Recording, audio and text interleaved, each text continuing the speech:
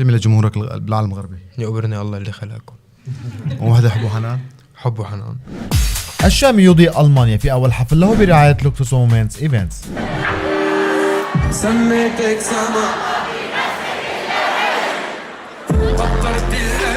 على الرغم من كثافة ظهور الشامي على السوشيال ميديا إلا أن ذلك لم يؤثر سلبا على قيمته الفنية، بل هو المطلوب والمرغوب الأول عند جمهوره. بعتقد انه كل فرس له خيال، هيك بيقولوا.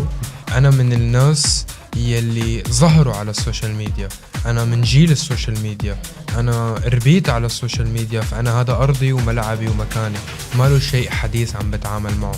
انا وعيت لاتعامل مع هاي الاشياء، انا من هذا الجيل، انا من هذا العصر، فلهيك في سلاسة بالتعامل مع هذا الجيل ومع ادوات الجيل اللي هو السوشيال ميديا.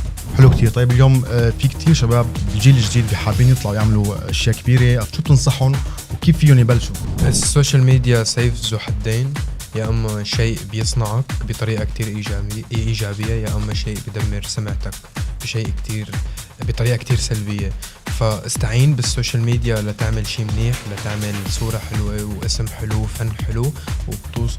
شو تحب توجه كلمة لجمهورك الكردي؟ بحترم اول شيء جمهور الكردي عندي جدا ضخم. بحترم هاي القوميه القويه والعريقه، وحب وحنان. الكردي هربش.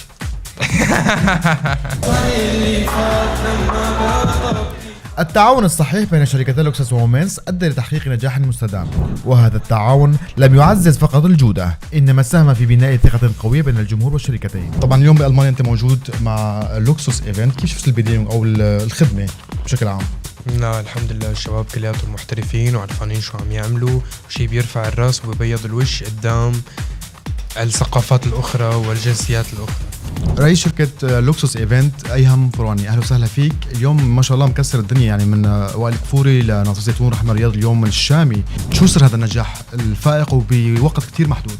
والله هو النجاح اول شيء طبعا اهلا وسهلا فيكم وبكل جمهورنا اللي برا هلا، جمهور الشامي وجمهور لوكسوس ايفنت.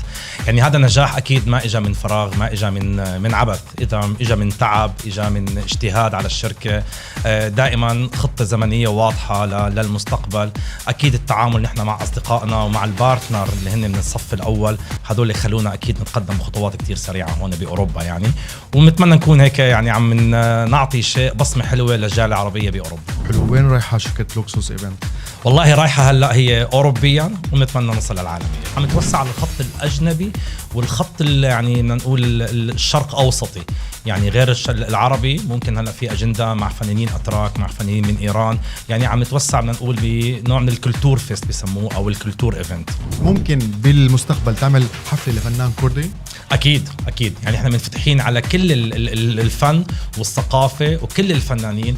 أكيد يعني نتشرف نعمل لفنان كردي أو تركي أو إيراني، شيء بيربط الشرق الآسيوي تبعنا نحن، ونوصل الفكرة المجتمع تبعنا والموسيقى والفن تبعنا كمان للأوروبيين يعني. والله متشرف فيكم. طبعا إحنا أول مرة نتعامل مع بعض، وأنا كتير فرح وفخور بوجودكم أنتم هنا كمنصة حلوة راقية رائدة، وأكيد يعني صرتوا بارتنر مننا ونحن بارتنر منكم إن شاء الله. وطبعا في بيناتنا صداقة قديمة نحن بتجمعنا، السيد آلان.